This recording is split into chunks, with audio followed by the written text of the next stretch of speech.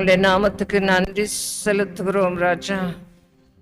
கடந்த ஆண்டவரே 5 மாதங்களும் கூட இருந்து நடத்தினீரே, உமக்கு ஸ்தோத்திரம். சுகம் தந்தீரே, பலன் தந்தீரே, போக்கிலும் வரத்திலும் பாதுகாத்து வந்தீரே, உமக்கு ஸ்தோத்திரம் அப்பா. ராஜா, நீ செய்த எல்லா நன்மைகளுக்காக ஸ்தோத்திரம். செய்து கொண்டிருக்கிற எல்லா நன்மைகளுக்காக, உபகாரங்களுக்காக ஸ்தோத்திரம். செய்ய போகிற நன்மைகளுக்காக ஸ்தோத்திரம். உம்முடைய குணாதிசயங்களுக்காக ஸ்தோத்திரம். உங்களுடைய மகத்துவங்களுக்காக ஸ்தோத்திரம். உங்களுடைய செயல்பாடுகளுக்காக ஸ்தோத்திரம். பரிசுத்த ஆவியானவருடைய ஊற்றப்படுதலுக்காக ஸ்தோத்திரம். பின்மாரிக்காக முன்மாரிக்காக வேண்டிக் கொள்ளும் பொழுது இந்த கடைசி நாட்களில் ஆண்டவரே, உன்னதத்திலிருந்து ஆவியானவர் ஊற்றப்படுவீர். அதற்காக ஸ்தோத்திரம். இன்னும் ஊற்றப்பட மட்டும் நாங்கள் காத்திருக்கிறோம். இன்னும் ஆண்டவரே, எங்கள் ஏரியாக்கள்ல ஆண்டவரே ஆத்துமாக்கள், திரளான ஜனங்கள் சேர்க்கப்படுவார்களாக. ஓ, பாவ உணர்வு, மனம் திரும்புதல் உண்டாவதாக. அற்புத சுகம் இந்த நாளிலே ஆண்டவரே. ஓ, நாங்கள் ஆண்டவரை ஏற்கனவே ஆண்டவரே அப்பா டிக்ளேர் பண்ணி இருக்கிறது போல அற்புத சுகம் உண்டாயிருப்பதாக, அற்புத விடுதலை உண்டாயிருப்பதாக. இந்த காலை வேளையில அற்புத விடுதலை அவகசித்துக் கொண்டு இயேசுவின் நாமத்தினாலே அற்புதமான பாவ உணர்வின் அந்த மனம் திரும்புதல் அப்பா, மனம் புதிதாகுதல், புதிய காரியங்கள் உண்டாவதாக. புதிய கனிகள் அதிகமாய் ப்ரொடியூஸ் ஆவதாக. அப்பா, மச் ஃப்ரூட்ஸ் இந்த மாதத்துல கொடுக்க உதவி செய்வீராக. உமக்கன்றி எழுமி பிரகாசிக்க எங்களை ஒன்று கூட தாழ்த்துகிறோம் ஆண்டவரே.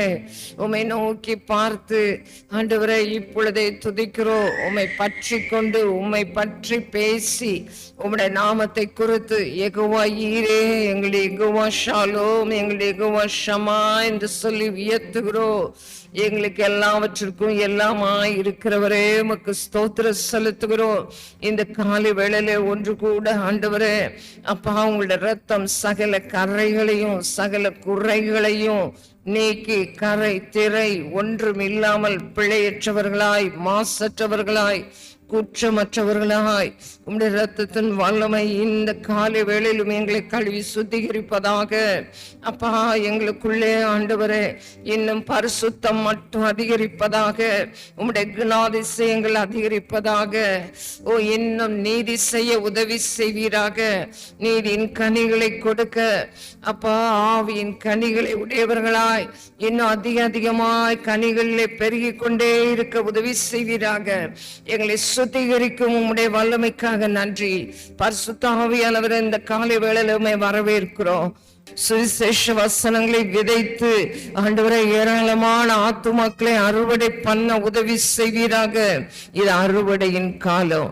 கண்ணீரோடு விதைக்கும் பொழுது கம்பீரமான ஒரு அறுவடை உண்டாயிருக்கும். அதற்காக உமக்கு ஸ்தோத்திரம். அள்ளி தூவும் விதையை சுமந்து கொண்டு போகிறவன் தான் அறுத்த அரிகளை கம்பீரத்தோடு சுமந்து கொண்டு திரும்பி வருவான் என்ற வார்த்தையின்படி ஆண்டவரே, ஒரு கம்பீர சத்தத்தை நாங்கள் அறியணும் ஆண்டவரே. கம்பீர சத்தத்தை அறியும் ஜனங்கள் பாக்கியம் உள்ளவர்கள். அப்பா, உம்முடைய கம்பீரமான ஆண்டவரே, ஒரு நீதிமாண்டு கூடாரத்துல கம்பீர சத்தம் உண்டு. இதுவரை நடத்தினே,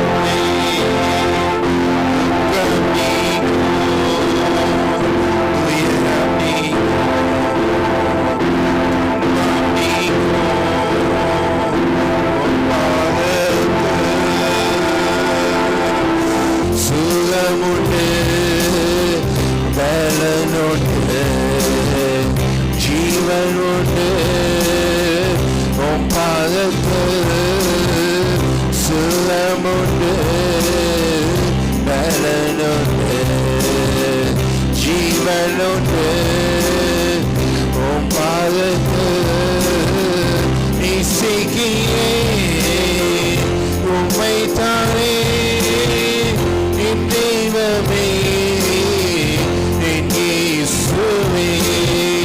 சுகமுண்டு பலனுண்டு ஜீவனுண்டு உம் பாதத்தில்.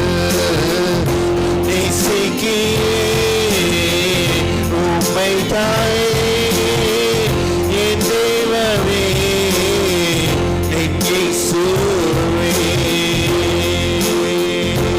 என்னை ஆனந்த தைலத்தால் அபிஷேகம் செய் ஆவியானவரே.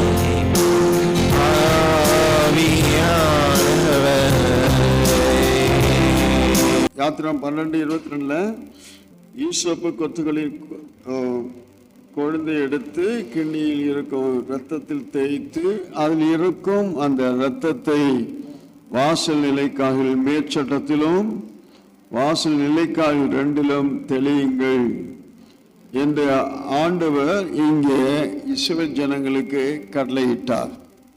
அதாவது ஜனங்கள் எகிப்தில் 400 வருஷம் அடிமைகளாக இருந்தாங்க. அவங்க அந்த அடிமைத்தனத்திலிருந்து விடுதலை பெறுவதற்கு ஆண்டவர் அவங்களுக்கு சொன்ன வார்த்தை தான் இங்கே வாசிக்க கேட்டோம். அவங்க குடும்பத்துக்கு ஒரு ஆட்டுக்குட்டியை தெரிந்து கொண்டு அந்த ஆட்டுக்குட்டியை அடித்து அந்த இரத்தத்தை அவங்க தங்களுடைய வீட்டின் நிலைக்கால்களில் பூச வேண்டும் என்று கர்த்தர் கட்டளை கொடுத்தார். அந்த பூசப்பட்ட அந்த நாளில் அவர்களை அந்த எகிப்திலிருந்து என்ன செய்தார்? ஆண்டவர் விடுதலை ஆக்கினார். அடுத்த நாள் விடுதலை ஆக்கினார். முந்தின நாள் என்ன செய்தாங்க? நைட்டில் ஆட்டுக்குட்டியின் இரத்தத்தை வீட்டின் நிலைக்காலில் பூசினாங்க. அந்த இரத்தத்தை பூசின அந்த நாள் அடுத்த நைட்டில் பூசினாங்க, சாயந்தரம் பூசினாங்க, காலையில் அவங்க விடுதலையாகப்பட்டு கிளம்பி போயிட்டாங்க. இப்போ ரத்தம் என்னைக்கு பூசப்பட்டதோ அன்றைக்கு என்ன கிடைச்சிச்சு? விடுதலை கிடைச்சிச்சு. எத்தனை வருஷம் அடிமைத்தனம்? 400 வருஷம் அடிமைத்தனத்தில். அதாவது எகிப்தின் ராஜா அவங்களை கீழ்ப்படுத்தி அடிமைப்படுத்தி துன்பப்படுத்தி வேதனைப்படுத்தி கஷ்டப்படுத்தி வேலை வாங்கி பலவிதமான உபத்திரவங்களுக்குள்ள வைத்திருந்த இந்த உபத்திரவத்திலிருந்து எல்லாமே, அடிமைத்தனத்திலிருந்து எல்லாமே அவர்களுக்கு விடுதலை கிடைத்த நாள் தான் பஸ்கா அடிக்கப்பட்ட, இல்லை ஆட்டுக்குட்டி அவங்களுக்கு அடிக்கப்பட்டு இரத்தம் சிந்தப்பட்ட நாள். அந்த நாளில் தான் அவங்களுக்கு விடுதலையே கிடைச்சிச்சு. இப்போ நீங்க எல்லாம் எகிப்தில் இல்லை, நீங்க எல்லாம் எங்க தான் இருக்கீங்க? எங்க இருக்கீங்க? கூடலூர்ல தான் இருக்கீங்க. எகிப்தில் நீங்க இல்லை. ஆனா கூடலூரில் இருந்தாலும் வேதம் சொல்லுது எல்லாருமே பாவ அடிமைத்தனத்தில் இருந்தாங்க. பாவம் அவர்களை அடிமைப்படுத்தி வைத்தது. பிசாசு அவர்களை அடிமைப்படுத்தி வைத்திருந்தான். வியாதி அவர்களை அடிமைப்படுத்தி வைத்திருக்கிறது. பலவிதமான பிரச்சனைகளுக்குள்ள அவங்க அடிமைகளாக இருக்கிறாங்க. அடிமைன்னா என்னது? கீழ்ப்படுத்தப்பட்டு அதற்கு அதிலிருந்து தப்ப முடியாம கீழ்ப்படுத்தப்பட்டு அதனால அவர்கள் வேலை வாங்கப்பட்டு இருக்கிறது. அதுதான் அடிமைத்தனம், நுகம். இங்கே எகிப்தில் உள்ள ராஜா அவங்களை கீழ்ப்படுத்தினதுனால அவன் கடினமா என்ன செய்தான்? வேலை வாங்கிட்டான். அந்த ஜனங்கள் தப்பவே முடியல. ஏன்னா அவங்க ஒரு ராஜாவின் கீழ் அடிமைகளா, அதை கீழ் பிரச்சைகளா மாத்திரமல்ல அடிமைகளா இருக்கிறாங்க.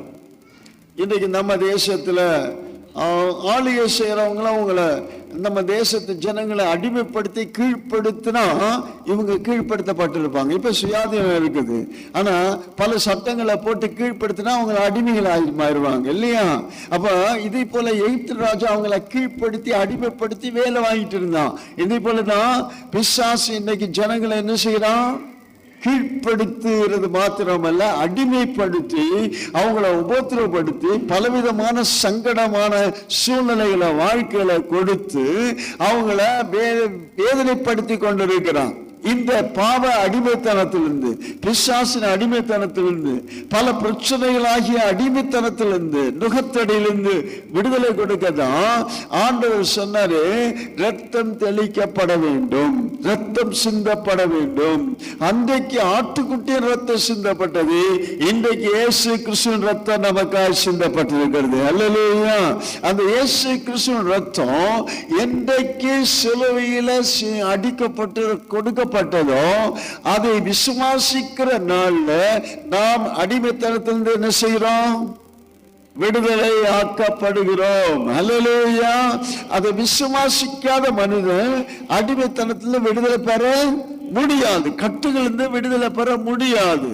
இயேசு கிறிஸ்து ரத்தம் ஒன்றுதான் மனுஷனை விடுதலை ஆக்க முடியும். பாருங்க, எகிப்தில் நீண்ட நாள் இருந்த அடிமைத்தனம் முறிந்து போறது எப்ப வந்தால் அன்றைக்கு ஆட்டுக்குட்டி அடிக்கப்பட்டு அந்த ரத்தம் என்றைக்கு அந்த வீட்டின் நிலைக்கால பூசப்பட்டதோ அன்றைக்கு அவர்களுக்கு விடுதலை வந்தது. இன்றைக்கு இயேசு கிறிஸ்துவின் ரத்தம் உங்க இருதயத்துக்குள்ள பூசப்பட்டு ஆண்டவரால நீங்க விடுதலையாக்கப்படுகிறீர்கள். அல்லேலூயா. வேற எந்த மார்க்கமும் இல்லை. ஒரு மனுஷனுடைய அடிமைத்தன நுகத்தடிகள் முறிக்கப்படுவதற்கு வேற எந்த வழியும் கிடையாது. இயேசு கிறிஸ்து சிலுவையின் மூலமாய் பாராட்ட அந்த அன்பு, அந்த தயவு, அதனால் உண்டாயிருக்கிற இரக்கம், அதனால் உண்டாயிருக்கிற விடுதலையை தவிர வேற எந்த மார்க்கத்திலும் விடுதலை இல்லை. அப்படின்னா இயேசு கிறிஸ்துவின் ரத்தம் தான் சகல பாவங்களையும் நீக்கி நம்மை சுத்திகரிக்கிறது, சகல அடிமைத்தன நுகத்தடிகளையும் முறிக்கிறது. இப்ப எகிப்திலிருந்து ஜனங்கள் விடுதலையாக்கப்பட்டு வந்த உடனே அடுத்தபடியாக கர்த்தர் அவங்களை எங்க நடத்தினார்னா செங்கடல்ல நடத்தினார். செங்கடல் எதற்கு ஒப்பனை?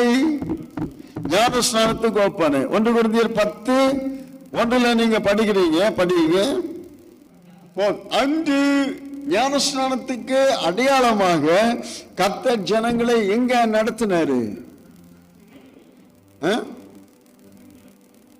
எகிப்திலிருந்து விடுதலையாக்கப்பட்டாங்க, எங்க நடத்தினாரு? செங்கடல்ல நடத்தினாரு. 2 பக்கம் தண்ணி, மேல மேகம், உள்ள ஜனங்கள் நடந்து போனாங்க. இந்த போலதான் முழுகி ஞானஸ்நானம் எடுக்கும் போது நீங்க முழுவதுமா தண்ணிக்குள்ள முழுகிறீங்க, உங்களை முழுவதும் மூடிடுறது தண்ணி. அப்படின்னா ஞானஸ்நானம் என்றால் முழுகி எடுக்கிறது. தண்ணிக்குள்ள போய் நம்ம மூழ்கி எடுக்கிறோம். அது எதற்கு அடையாளம் என்றால், ஒன்று மரணத்துக்கு அடையாளம், மருத்துவங்களை அடக்கம் பண்ணுவதற்கு அடையாளம் என்று வேதம் சொல்கிறது. ரோமர் 6ஆம் அதிகாரத்தில் நம்ம படிக்கிறோம். ரோமர் 6ஆம் அதிகாரம் 1-2 படிங்க.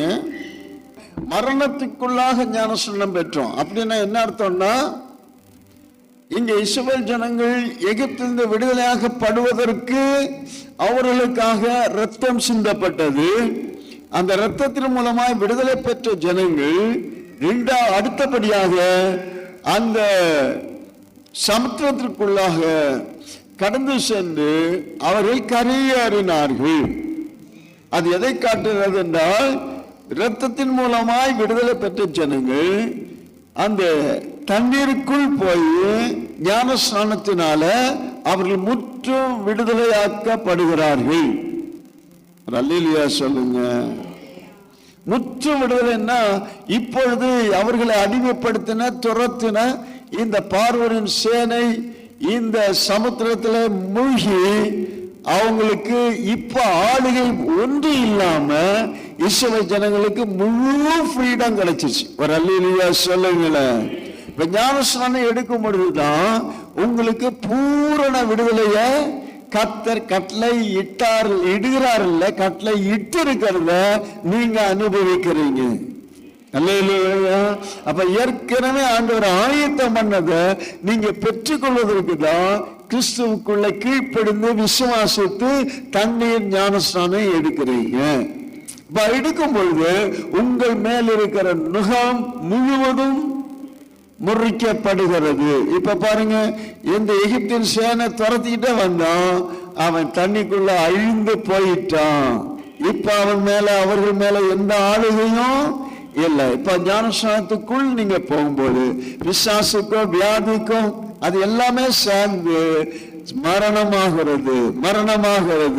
உங்களை அடிமைப்படுத்தி இருந்த அந்த எகிப்தியன் வல்லமை முழுவதும் முறிக்கப்பட்டது போல ஞானஸ்நானத்துக்குள் போகும்பொழுது எல்லா கிரியைகளும் எல்லா வல்லமைகளும் அழிக்கப்படுகிறது. இப்ப பாருங்க, அவங்க அந்த தண்ணிக்குள்ள இருந்து வெளியே வந்துட்டாங்க. யாரு? இஸ்ரவேல் ஜனங்கள். யாரு அழிஞ்சு போனாங்கன்னா பார்வோனின் சேனை முழுவதும் தண்ணிக்குள்ள அழிஞ்சு போச்சு. அல்லேலூயா. இயேசுக்குள் ஞானஸ்நானம் எடுத்தவங்க வெளியே வந்துட்டாங்க. அவங்க உயிர் தழுவல்ல இணைக்கப்பட்டிருக்கிறாங்க, இயேசுவோடு கூட எழுப்பப்பட்டிருக்கிறாங்க. பார்வோனின் சேனை, அந்தகாரத்தின் ஆவிகளின் கிரியைகள், அவனால் உண்டாயிருக்கிற பிசாசு செயல்கள் எல்லாமே அழிக்கப்பட்டு விட்டது. அல்லேலூயா. இப்ப என்ன கிடைச்சிச்சுன்னா ஜெயம் கிடைச்சிச்சுன்னு அர்த்தம். அதான் வேறு சொல்லு, கிறிஸ்துவோடு கூட எழுந்தது உண்டானால் நீங்க பூமிக்குரிய மேலானவைகளை நாடுகள். உங்கள் ஜீவன் கிறிஸ்துவோடு கூட மறைந்திருக்கிறது. அவரோடு கூட நீங்க அடக்கம் பண்ணப்பட்டது மாத்திரமல்ல, எழுப்பப்பட்டும் இருக்கிறீர்கள். அப்படின்னா இப்ப நான் அடிமைத்தனத்துல இல்ல, நான் விடுதலையின் வாழ்வுக்குள்ள என்ன செய்துட்டேன்? வந்து விட்டேன். இந்த விசுவாசம் உங்களுக்குள்ள வேத வசனத்தின் அடிப்படையில் வர வேண்டும். அது வரவில்லை அப்படின்னா நீங்க சொல்லுவீங்க, நான் இப்ப பாவத்துக்குள்ள இருக்கிறேன், நான் வியாதிக்குள்ள இருக்கிறேன், நான் பிரச்சனைகளுக்குள்ள இருக்கிறேன், நான் பிசாசின் போராட்டத்துக்குள்ள இருக்கிறேன், நான் அதுக்குள்ள இதுக்குள்ள எல்லாம் இருக்கிறேன்னு சொல்லிக்கிட்டே வாழ்ந்துட்டு இருப்பீங்க. உங்க விசுவாசம் ஒண்ணு, விசுவாசத்தோடுள்ள செயல் ஒண்ணு, ரெண்டு இணைஞ்சாதான் உங்களுக்கு விடுதலை வாழ்வு கிடைக்கும். உங்க விசுவாசம் இல்லாம விசுவாசத்தோடு கர்த்தரை விசுவாசித்து ஏற்றுக்கொண்டு இரத்தத்தின் மூலமாக இருக்கிற அந்த தெளிக்கப்படுதலையும் ஞானஸ்நான உடன்படிக்கையை நீங்க அங்கீகரிச்சு ஏற்றுக்கொள்ளாவிட்டால் அதுதான் கிரியை, விசுவாசத்தோடுள்ள கிரியை இல்லாவிட்டால் உங்களுக்கு பூர்ண விடுதலை வாழ்வை பெற முடியாது. இப்ப கர்த்தர் உங்களுக்கு விடுதலை வாழ்வை தந்துட்டாரா? எத்தனை பேர் விசுவாசத்தை ஏற்றுக்கொண்டாங்களோ அவர்கள் ரட்சிக்கப்பட்டிருக்கிறார்கள். அவர்கள் விசுவாசத்தை ஏற்றுக்கொண்டவங்களுக்கு என்ன கிடைச்சிருச்சு? ரட்சிப்பை கிடைச்சிச்சு. ரட்சிப்புன்னா வெறும் பாவ மன்னிப்பு மாத்திரமல்ல, பூரண விடுதலை. அடிமைத்தனம் முழுவதும் என்ன செஞ்சிச்சு? ஒழிந்தது. நான் பூர்ண விடுதலை பெற்றுக்கொண்டேன் அப்படின்னு எத்தனை பேர் சொல்றீங்க? அதை நீங்க அறிக்கையிட்டு கர்த்தரை கொஞ்ச நேரம் மகிமைப்படுத்த போறீங்க, ஸ்தோத்திரிக்க போறீங்க. எல்லாரும் எழுப்பி இல்லைங்க, நான் சொன்ன எடுத்துட்டேன்னு தண்ணியில முழுகிட்டு வந்துட்டேன்னு சொல்லி மட்டும் இருக்காதீங்க. உங்க விசுவாசம் தான் உங்களை ரட்சிக்கும். விசுவாசம் உள்ளவனாகி ஞானஸ்நானம் பெற்றவன் தான் ரட்சிக்கப்படுவான். விசுவாசம் என்றால் கர்த்தர் உங்களுக்கு செய்த செயல் மேல் உள்ள விசுவாசம். சிலுவை அவர் சுமந்து உனக்காக அடிக்கப்பட ஒப்பு கொடுத்து ரத்தம் செய்த ரத்தத்தினால உனக்கு பாவ மன்னிப்பாகிய மீட்பை கர்த்தர் கொடுத்துட்டாரு. அதை நீ விசுவாசித்து அங்கீகரித்து ஏற்றுக்கொண்ட பிற்பாடு அது உனக்கு சொந்தமாகி விட்டது. இரண்டாவது, நீங்க ஞானஸ்நானத்துல இயேசுவோடு கூட இணைக்கப்பட்டிருக்கிறீங்க. தண்ணியில போய் முழுகிட்டு வந்தேன் என்பதல்ல, இயேசுவோடு நான் இணைக்கப்பட்டு விட்டேன், அவரை நான் அங்கீகரித்து விட்டேன், அவர் செய்த செயல்களை உடன்படிக்கையை நான் ஏற்றுக்கொண்டு விட்டேன், நான் இயேசுவோடு கூட இணைக்கப்பட்டு விட்டேன். இது இயேசுவே என்னில் வாழுகிறார். அல்லேலூயா. ஆண்டவருடைய வார்த்தை என்னில் வாழுகிறது. அவர் சொல்லியிருக்கிற வசனத்தின் அடிப்படையில் நான் வாழ்கிறேன். கர்த்தர் எனக்குள்ள அப்படிப்பட்ட மேலான வாழ்வை தந்துட்டாரு. அந்த விசுவாசம் தான் அவனை விடுதலை ஆக்கும். விடுதலை ஆக்கிட்டு எல்லாரும் கர்த்தரை ஸ்தோத்திரத்தை மகிமைப்படுத்துங்க. ஆண்டவரே, என்னை விடுதலை ஆக்கினதற்காக நான் இப்பொழுது கட்டப்பட்டவன் அல்ல, எதுவும் என்னை ஆளுகை செய்ய முடியாது. பாவம் என்னை ஆளுகை செய்ய முடியாது. வியாதி என்னை ஆளுகை செய்ய முடியாது. பிசாசு என்னை ஆளுகை செய்ய முடியாது. எந்த மந்திர தந்திரமும் என்னை ஆளுகை செய்ய முடியாது. எதுவும் என் மேலே ஆளுகை செய்ய முடியாது. நான் விடுதலையாக்கப்பட்டேன். கர்த்தரை விடுதலையாக்கினீர். அதற்காக உங்களுக்கு ஸ்தோத்திரம் சொல்லுங்க. கர்த்தரை பார்த்து சொல்லுங்க, ஆண்டவரே நீ தந்த விடுதலை வாழ்வுக்காக ஸ்தோத்திரம் சொல்லுங்க. நீங்க தான் விடுதலைக்குள்ள வரணும். உங்க விசுவாசம் தான் உங்களை விடுதலைக்குள்ள கொண்டு வரும். உங்க விசுவாசத்தை வாயினால நீங்க அறிக்கை பண்ணுங்க. அப்பொழுதுதான் விடுதலை ஆவியான உங்க வாழ்விலை கிரியை செய்ய முடியும். என்னவென்றால் கர்த்தராகிய இயேசு கிறிஸ்துவை உன் வாயினால அறிக்கையிட்டு என்று எழுதப்பட்டிருக்கிறது. அறிக்கை இடுங்க. வியாதியோடு நீங்க போராடி கொண்டு இருக்க வேண்டிய அவசியம் இல்லை. சொல்லுங்க, நோயே இயேசுவின் நாமத்தில் என் சரீரத்தை ஆளுகை செய்ய முடியாது என்று சொல்லுங்க. இயேசு என்னை விடுதலையாக்கினார். சிலுவையின் மூலமா எனக்கு விடுதலை வாழ்வு வந்தது. நீங்க அதை அறிக்கை இடவில்லை என்றால் உங்க வாழ்க்கையில இருக்கிற நுகங்கள் முறிக்கப்படாது. அறிக்கை இட்டு அதிலிருந்து விடுதலை வாழ்வை எடுத்துக்கொள்ளுங்க. விடுதலை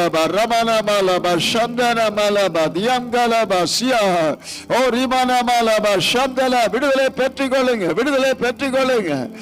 ஆரோக்கியத்தை பெற்றுக்கொள்ளுங்க. சுகத்தை பெற்றுக்கொள்ளுங்க. சமாதானத்தை பெற்றுக்கொள்ளுங்க. சந்தோஷத்தை பெற்றுக்கொள்ளுங்க. தேவனுடைய உறவை ஐக்கியத்தை பெற்றுக்கொள்ளுங்க. கர்த்தரின் நாமத்தை தொழுது கொள்ளுகிற எவனும் ரட்சிக்கப்படுவான் எழுதப்பட்டிருக்கிறது.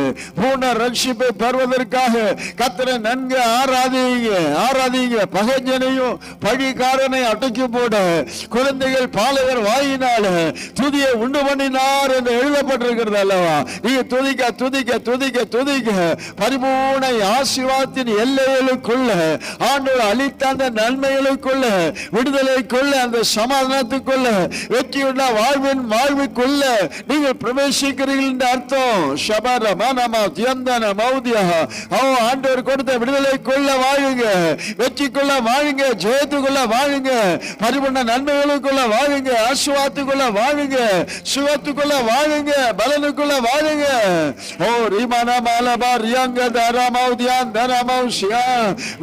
விடுதலையின் ஆவியானவர், வல்லமையின் ஆவியான உனக்குள்ள ஆசீர்வாத இடம் கொடு.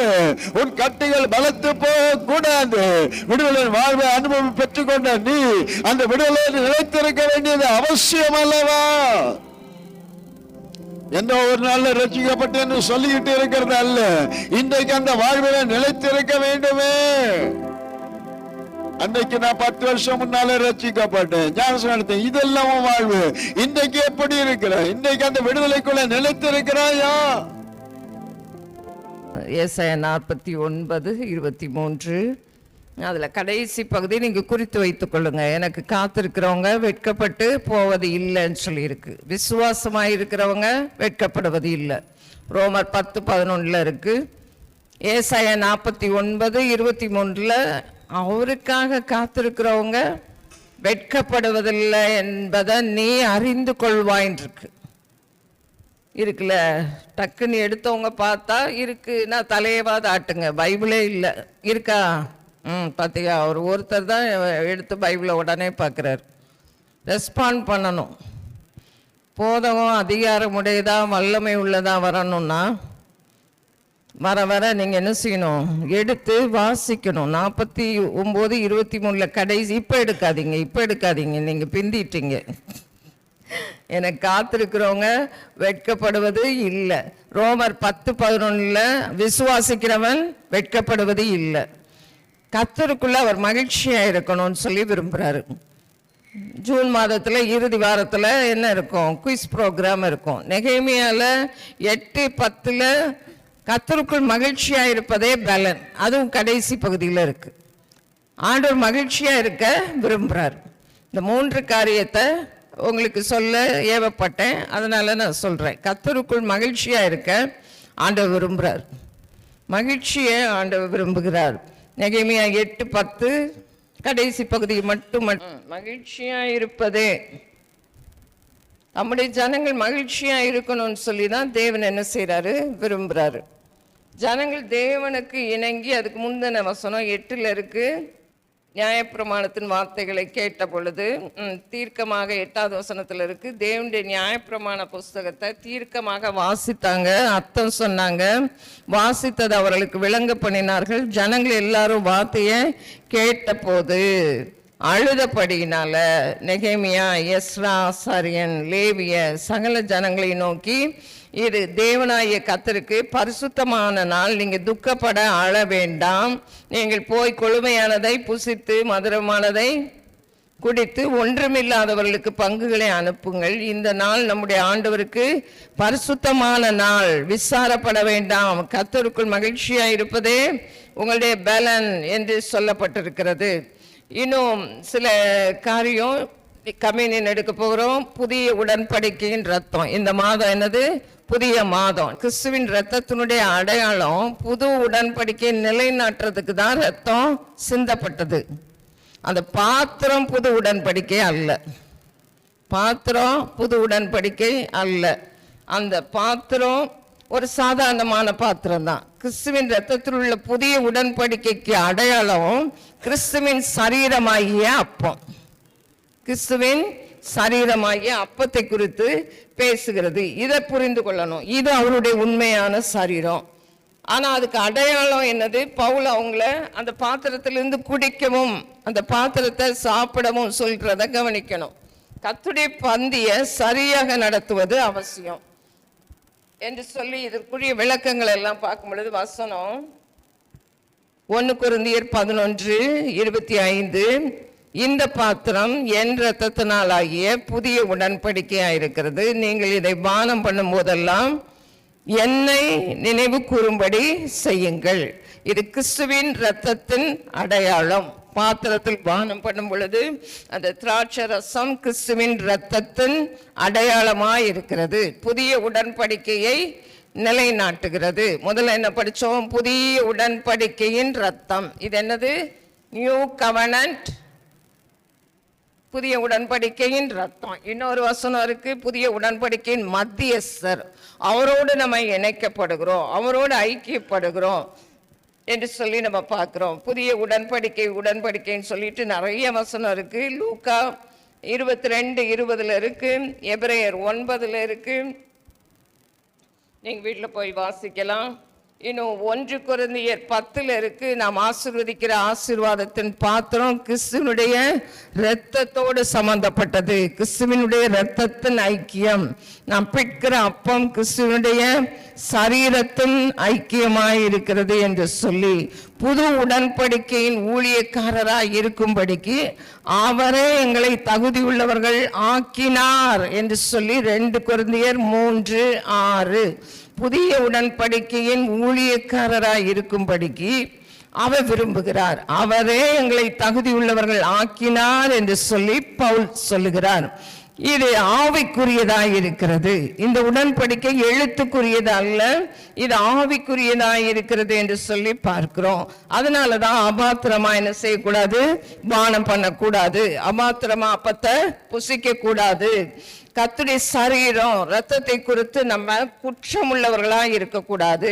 அதனாலதான் நம்ம சோதித்து அறிந்து அந்த அப்பத்துல நம்ம என்ன செய்யணும்? புசித்து பாத்திரத்தில் பானம் பண்ணணும். இஸ்ரவேல் ஜனங்களுடைய உள்ளம் பழைய ஏற்பாடு வாசிக்கப்படும் பொழுது, அது முன்னாலே நான் சொல்லியிருக்கேன், அவங்களுடைய மனது கடினப்பட்டது. அந்த முக்காடு நீக்காமல தான் இருந்தது. ஆனா அது கிறிஸ்துவினாலே, கிறிஸ்துவனுடைய ரத்தம் சிந்தப்பட்டதுனால அது என்னது? நீக்கப்படுகிறது. அப்ப புது உடன்படிக்கையின் ரத்தத்தோடு நம்ம என்ன செய்யறோம்? அந்த கவனன்ட், அந்த ஒப்பந்தம், புது உடன்படிக்கையின் ரத்தம் என் தேவனுடைய சரீரத்தோடு ரத்தத்துக்கும் நான் எலும்புகளுக்கும் உரியவளா இருக்கிறேன். அதை நான் நினைவு கூறுவேன். எல்லா ஆராதனைகளிலும் ஜனங்கள் தங்களை பரிசுத்தம் பண்ணி கொண்டு அநேகமா அந்த ஆராதனைகளில் அற்புத சுகத்தை பெற்றுக்கொள்றத பார்க்க முடிகிறது. எண்ணெய் பூசி ஜெபம் பண்ணும் பொழுது அற்புத சுகம், ஆவியில விடுதலை. புதிய மாதத்துல என்ன வேணும்? புதிய ஒரு சுகத்தை தருவார், புதிய ஒரு விடுதலைய கட்டளையிடுவார். இன்னும் என்னென்ன?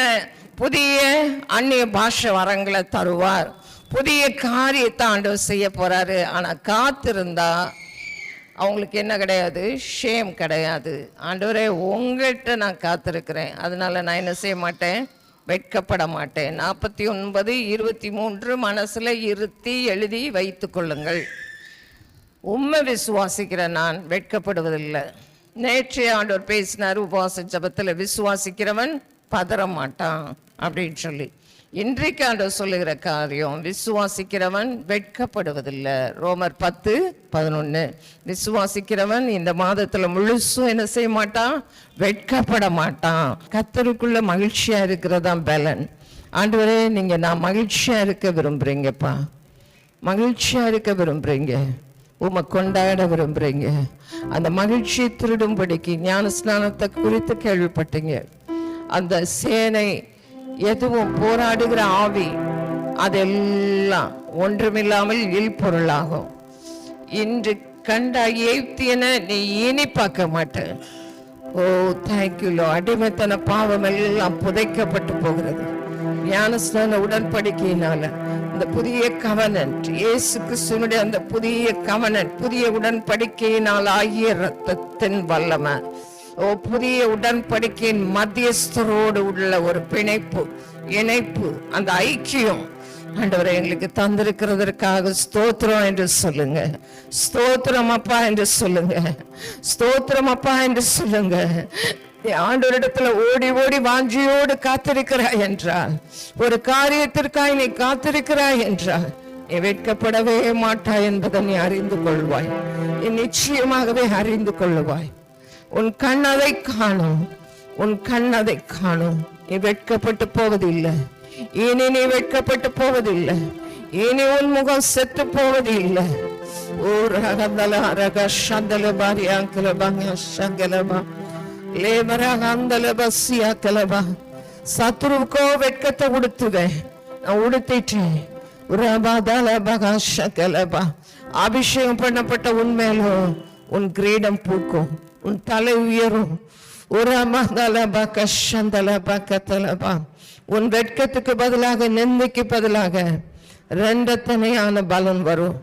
ஓ நீ விசுவாசித்தால் என் மகிமையை காண்பாய். விசுவாசித்து நீ வெட்கப்படுவதில்லை என்பதை சொல்லிக்கொண்டே இரு. ஆண்டவரே, எனக்கு ஷேம் இல்லப்பா, எனக்கு வெட்கத்தை நீங்க உடுத்தல, சத்ருவுக்கு உடுத்திட்டாரு. ஆண்டவரே, அவனுக்கு தான்ப்பா, அவனுக்கு தான். எனக்கோ வெட்கத்துக்கு பதிலாக, நிந்த அவமானத்துக்கு பதிலாக ரெண்டத்தனையான பலன் வரும். இரட்டிப்பான சுதந்திரம் கிடைக்க செய்வீங்க. ஒரு 2 மடங்கு வரும், ஒரு இரட்டிப்பான வரும், இரட்டிப்பான நன்மை இன்றைக்கே நான் உனக்கு தருவேன் சொல்றாரு. இரட்டிப்பான அபிஷேகத்தை பெற்றுக்கொள்ளுங்க, புதிய அபிஷேகத்தை பெற்றுக்கொள்ளுங்க. விசுவாசிக்கிறவங்க இப்பொழுதே பெற்றுக்கொள்ளலாம், இப்பொழுதே பேசுங்க. ஓ ரபகந்தலபா. யார் புதுசா ஒப்பு கொடுக்குறீங்களோ ஒரு தடவை ஒப்பு கொடுத்து பாருங்க. ஒரு தடவை இல்ல, முற்றிலுமா ஒப்பு கொடுங்க. முழுவதுமா உன் வழியை ஒப்புவி. என் மேல நம்பிக்கையாயிரு, உன் காரியம் நடக்கும். உன் காரியத்தை நான் வாய்க்க பண்ணுவேன். என்னிடத்துல மன மகிழ்ச்சியாயிரு. உன் இருதயத்தின் வேண்டுதலை நான் உனக்கு அருளி செய்வேன்.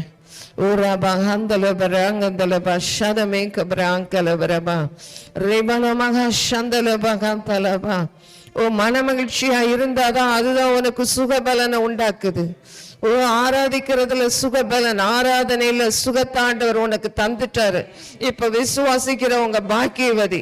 கர்த்தரால உங்களுக்கு சொல்லப்பட்டதெல்லாம் நிறைவேறுகிறதற்காக ஸ்தோத்திரம் என்று சொல்லுங்க.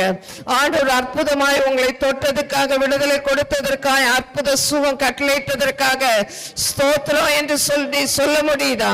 உங்களை பரிசுத்தம் பண்ணி கொண்டீங்களா? ஓ ஆண்டவரோடு உள்ள இந்த பரிசுத்த பாத்திரம், அவரோடு ஐக்கியப்படுகிற இந்த அவருடைய இந்த புதிய உடன்படிக்கையின் ரத்தத்தின் வல்லமையில அர்த்தம் இருக்கிறது. அர்த்தத்தோடு எடுக்கணும், புரிந்து கொண்டு எடுக்கணும். ரிபலஹா சந்தலபா ரியாக்கலபா ஓ ரபஹந்தலப சந்தலபா. என் சரீரத்தில் அவர் சுகத்தை கட்டளையிடுகிறா, ஆரோக்கியத்தை கட்டளையிடுகிறா. அவரை நினைவு கூறும் பொழுதெல்லாம், அவரோடு ஐக்கியப்படும் பொழுதெல்லாம் அற்புதத்தை அவர் செய்கிறார். ரபா காலா கத்தா கானா தல பனா கலபா கத்தலபா. அதுக்கு அடையாளமாக ரிசீவ் பண்ணுங்க. புதிய பாஷையில பேச ஆரம்பிங்க. விசுவாசிக்கிறவங்க நவமான பாஷையை பேசுவாங்க, அதே நிலையில இருக்க மாட்டாங்க. அப்படியே ஆசிட்டிஸ் என்று சொல்லி அப்படியே இருக்க மாட்டாங்க. உன்னதத்திலிருந்து ஆவியானவர் தம்முடைய ஆவியை ஊற்றி கொண்டிருக்கிறார். நீங்க அப்படியே இருக்க கூடாது, மாறணும்னு சொல்லி ஊற்றுகிறார். உன் விரக்தியை மாற்றுகிறார், உன் மனாந்திரம் மாறுகிறது, நீ மாறுகிறாய். உனக்கு ஒரு புதிய மாறுதல் வருகிறது. அண்ணா தனா தெனா டோடோ மாடே டெடபா அனா தனா லபகபா சகலபா. புதிய மாறுதல்களை உனக்குள்ள கட்டளையிடுகிறார் ஆண்டவர். லபபபலபா ஷபலபா கதலபா. புதிய விடுதலையை ஆண்டவர் சொல்லுகிறார். புதிதாய் விடுவித்துக் கொண்டிருக்கிறார். கலாபா.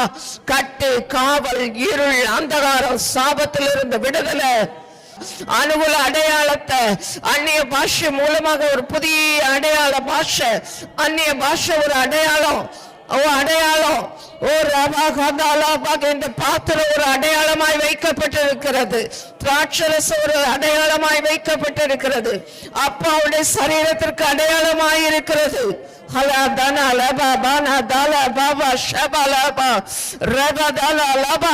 ஆண்டவர் இடைப்பட்டு கொண்டிருக்கிறார். அந்நிய பாஷை அடையாளத்தை அலட்சியம் பண்ணாதீங்க. அது ஒரு அடையாளம், அனுகூலமான அடையாளம். ஓ ரபா ஷபா. பேச்சுகிற அடையாளத்தை இன்றே எனக்கு வேணும்னு சொல்லி கேளுங்க. நீங்க இனி இராமற் போகும் முன்னே, தாவீது அப்படி ஜெபம் பண்றாரு. நான் இராமற் போகும் முன்னே, நான் இப்பவே தேர்தல் அடையும்படிக்கு என்னை தேற்றும் அடையாளத்தை, ஒரு அடையாளத்தை காண்பித்தரலும் என்று சொல்லி. ஆனா தன அலிபானா தபா. Thank you Lord, thank you Jesus. உமக்கு நன்றி ராஜா, உமக்கு நன்றி ராஜா. தொடர்ந்து மீதியான பகுதியை நீங்க பொறுப்பெடுத்துக் கொள்ளுங்க. இயேசுவின் நாமத்தில் பிதாவே, ஆமென், ஆமென்.